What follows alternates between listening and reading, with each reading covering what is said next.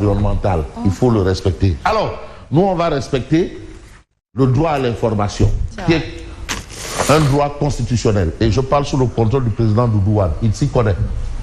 En tout cas, vous avez l'information du moment. On a dressé une liste, et dans cette liste, il y a ceux qui ont été exclus.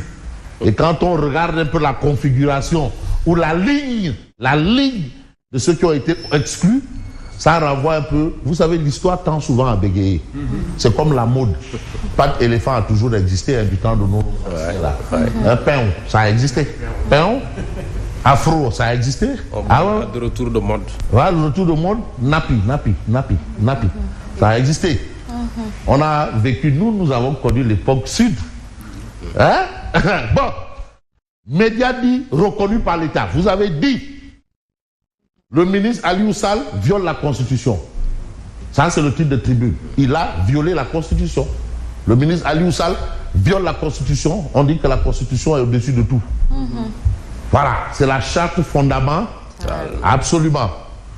Alors, pourquoi il viole la Constitution? Mais Tribune quotidienne s'appuie sur l'article 11. Bon, après, on va vérifier. De toutes les façons, tout le monde devrait avoir une constitution quelque part. Tout un chacun, la constitution. Tout le monde devrait avoir ça. Voilà. Nul n'est censé ignorer la loi. Voilà. L'article 11 stipule la création d'un organe de presse pour l'information politique, économique, culturelle, sportive, sociale, récréative et ou scientifique est libre et n'est soumise à aucune autorisation préalable. C'est ce que dit la Constitution et c'est Tribune quotidienne qui met en relief justement cet article de la Constitution. Le régime de la presse est fixé par la loi. Donc, au nom de la loi, du droit à l'information, qui est aussi un droit constitutionnel, il faut le dire. Donc, la rétention de l'information est punie par la loi. Si on se réfère aux choses claires et nettes. Une menace inqualifiable à la liberté d'expression. Une tentative de liquidation de la presse privée par le nouveau régime. Ça, c'est ce qu'a dit Maïmouna Ndour Faye. Propos repris par Tribune.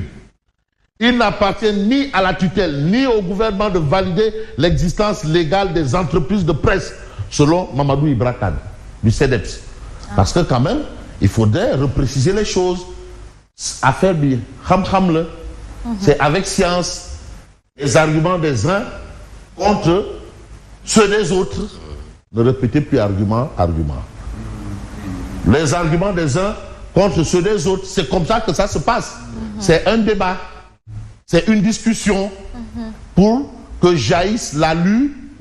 Et c'est important. Les uns vont vous dire que oui, voilà ça. Les autres vous disent, attention, vous êtes en train de franchir le Rubicon. Le Rubicon. Voilà. Alors, bon, non, Thierry, là, vraiment, tu sais, c'est déjà compliqué pour certains esprits. Si on rentre encore dans ça, ce sera encore trop compliqué. Voilà. En tout cas, le professeur Pambodigan, lui, il est aux aguets, à l'affût, et il note. Hein. Bon, vous avez ça. Mais on reste avec Tribune. Dernièrement, M. Madiambal Diagne a décidé de faire ce qu'on appelle, nous qui avons fait du lambe là, lambe serrère, retrait de corps. Retrait de corps. Et quand il y a retrait de corps, je parle sous le contrôle de Moustapha Gueye, tigre de face. Quand il y a retrait de corps, il faut faire attention à arrêt surface. Parce que amener retrait de corps, amener arrêt surface. Waaw, boo raté foofu rek arrêt surface. Hein? Retrait de corps, arrêt surface. Waaw. Ah, je crois que je n'invente rien. Les Doudou Diagne Dieko, grand sérigne de Dakar, Yahya Diop Yekini, Manga 2. Comment on arrête surface? Manga 2. Roi des arènes. Non, roi des arènes reconnu, selon la loi. C'est la loi. Bon, maintenant, les autres rois des arènes, et puis il y a les empereurs, ça c'est selon le spectacle. Alors, Madiambal Diagne, ma sympathie et mon soutien à tous les acteurs des médias qui font les frais de l'arbitraire du gouvernement de Sonko. Ça, c'est la réaction de Madiambal Diagne qui avait décidé de faire un retrait de corps. Bachir Fofana lui a dit, ben, un général ne déserte pas. Apparemment, ce sont les faits qui imposent au général de revenir, mener les troupes. Bon, il y en a qui mènent des troupeaux, mais on va rester avec ceux qui mènent des troupeaux. Alors, comme le sama benn pas. C'est bien dit, hein? Les moulins de Panis. Am na sama benn pas. Billahi, on s'entendait tellement bien. On avait des discussions. Bu dëkk Thiès. Pas bu dëkk Thiès, pas bu baax. Bëri xam-xam. Des discussions sur ay pensées uniques. On revisitait souvent la Russie. Voilà, ces genres de démocratie. Parce qu'il y a beaucoup de démocraties. Hein, d'où certains vous disent que la pire des démocraties est meilleure que la meilleure des dictatures. Attention, il y a beaucoup de types, il y a beaucoup de démocraties. Hein. Donc on avait souvent des échanges à ce sujet. Mais pas bien, quand il a commencé à envoyer des gens m'attaquer sur mes origines, j'ai dit non, Bori. Bon, bref, il y a des débats parce que des débats qui me renvoient à l'apartheid là, je ne veux même pas. Les débats qui me renvoient à l'apartheid, hein? Pas apartheid, c'est le débat là. Hein? Les débats qui me renvoient à l'Arménie. Arménie. À la xénophobie. Ah non, ça vraiment, quand tu rentres dans ça, ton nom, Radim. Alors, de toutes les façons, on va aller plus loin. Vous avez 2 minutes pour lire l'essentiel. Très beau titre. Reconnaissance des médias sinistres. Oui. Et vous avez le ministre Barré. Le ministre Barré. Ça, c'est une illustration. Parce qu'il faut illustrer. Sinistre, ministre, pour un désastre inutile. La commission a manqué d'être une commissure. En principe, elle devait jouer un rôle qui, en tout cas, qui mettait tout le monde d'accord. Finalement, elle n'a pas joué ce rôle. La commission en question. Voilà, c'est ça en fait. La commission en question. Donc la commission a participé, parce que dans la commission, je crois qu'il y a les représentants. Est-ce que le CEDEPS a été représenté? Je ne sais pas. En tout cas, le CEDEPS, je ne sais pas. Les patrons eux-mêmes. Non, quand j'ai écouté Maïmouna, je ne crois pas. Les patrons n'ont pas été reconnus. Mais le Coren a été représenté. Oui. Hein? Commission des maires. Pardon, des pères. Voilà. De toutes les façons, on a ça. On va peut-être aller plus loin, parce que l'actualité aussi ne s'arrête pas. Ou à Grand Place, le CEDEPS en note, si vraiment on a pris une décision contre, sans le PDS, CEDEPS, c'est qu'on a pris une décision contre le CEDEPS. Oui. Nelson Mandela, j'en parlais. Oui. Tout ce qui est décidé sans toi est contre toi. Nelson Mandela, Madiba, CDA. Alors, le CEDEPS en ordre de bataille contre le monstre. Monstre entre guillemets. Il ose parler de journalistes mercenaires. Mais bon, qui a parlé de Alioune Sall, il doit nettoyer autour de lui. Avant tout, les mercenaires, on les connaît. Alioune Sall s'attaque aux dérives médiatiques. Le journalisme mercenaire doit cesser. Oui. Le mercenariat dans la presse doit cesser. On les connaît. Mercenaires. Les repris de justice. Ouais. Les mercenaires. Ouais. On sait qui ils fréquentent. Ah bon? Voilà. Ah oui, mais bien sûr. Mais ça coule de source. Ouais. Les va-nu-pieds. Va-nu-pieds. Les larbins. Mais on sait qu'ils fréquentent quand même. Les nègres de service. Les nègres de service. Bon, une réforme en perspective. Oui. De toutes les façons, vous avez le quotidien qui parle de sale coup d'État. Il parle de mercenaires.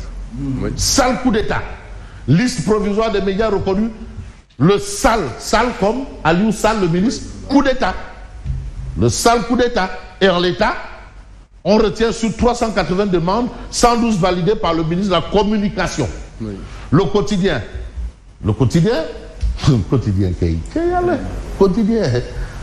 Sen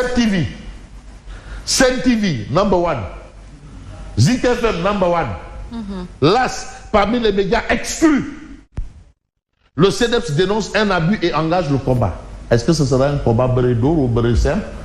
Ou le choc qui fait, ou le khair final? De toutes les façons, Birbango, mais Yenongo. Ah, voilà.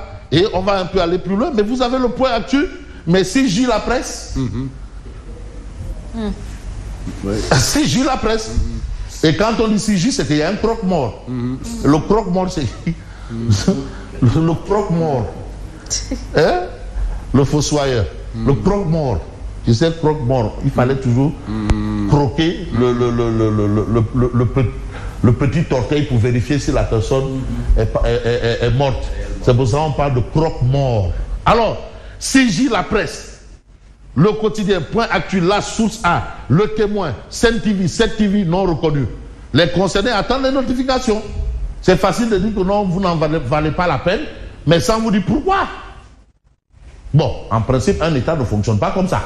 Alors, vous avez Madiambal. Nous refusons d'accepter une telle décision illégale. Mademba Asdiaye, je pense que tout le monde doit savoir raison garder pour discuter sereinement. Mais il n'y a pas le feu. Ce n'est pas la guerre. Mais attention, mais c'est quoi? On n'est pas en train de jouer à la guerre. Mais quoi qu'il advienne, l'actualité aussi doit tenir compte d'un certain nombre de paramètres. Et ce qu'il faut souligner dans cette histoire, par exemple, l'As quotidien. Vous avez monsieur le ministre de la communication, plateforme de déclaration des médias au Sénégal. L'État zappe les médias encombrants. Ça, c'est le titre, bien entendu, de l'As. Médias encombrants. Voilà. C'est-à-dire qu'il faut débrancher tous les haut-parleurs.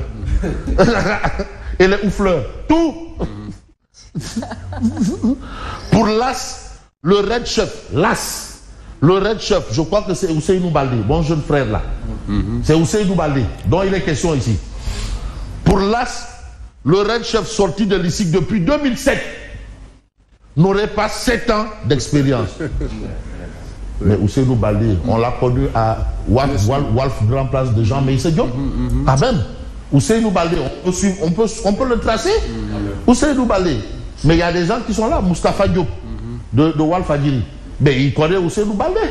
Donc on n'a même pas besoin. Mais Wolf Grand Place, Ousseynou Baldé. Mais Ousseynou Baldé, c'est avec Oumi Diakhaté. Mais attends, mais moi je peux leur expliquer même qui est Ousseynou Baldé, mon jeune frère là. Attends, les groupes de Madiambal, Maïmouna Ndour Faye, Aïssatou Diop Fall, Bougane Gueye ciblés. Mais vous avez la réaction de mon frère Badara Pouy, qui est un confrère. Badara Pouy. Lui, un confrère, l'homme de Ficelle Mbadad. Vous connaissez Ficelle Mbadad? Mbadad. Il y a des pangols là-bas. Hein? Bon, est-ce que lui n'en est pas un Badara? Les cas de l'As et le quotidien à rectifier. Ça, c'est l'avis de Badara Pouy. Mais le CNEPS dénonce une atteinte grave à la liberté de la presse. Mais on va aussi voir notre ami et frère Odia, le peuple. Le ministre ne peut pas autoriser la création ou valider une entreprise de presse. Ce n'est pas le rôle du ministre. Bon, ça c'est l'avis de Mamadou Ibra Kane. Mais on va voir que ce que nous dit Odia, voilà, projet de loi, voilà. On va voir Odia Oumar Diakhaté Kaba. Par exemple, le public, Madiambal, Bougane et ADF forcés au silence. Forcés au silence. Alors, vous avez Odia, Sen TV armé et Madiambal armé de sa plume. À l'OPM, je suis avec 3 organes de presse. Le PM est là. Bon, il aurait pu envoyer vocal ou l'image. Les caméras sont braquées sur moi pour une interview explosive. Et vous avez Mamadou Ibra Kane avec un grand stylo là-bas. Madiambal Diagne avec un stylo. Hein? Et vous avez Bougane Gueye avec une caméra, mais caméra bazooka, lance-roquette. 2 caméras lance-roquette. C'est idéal. De toutes les façons, retenons tout simplement ce qu'il y a lieu de retenir dans cette histoire. À bon entendeur, salut. Merci.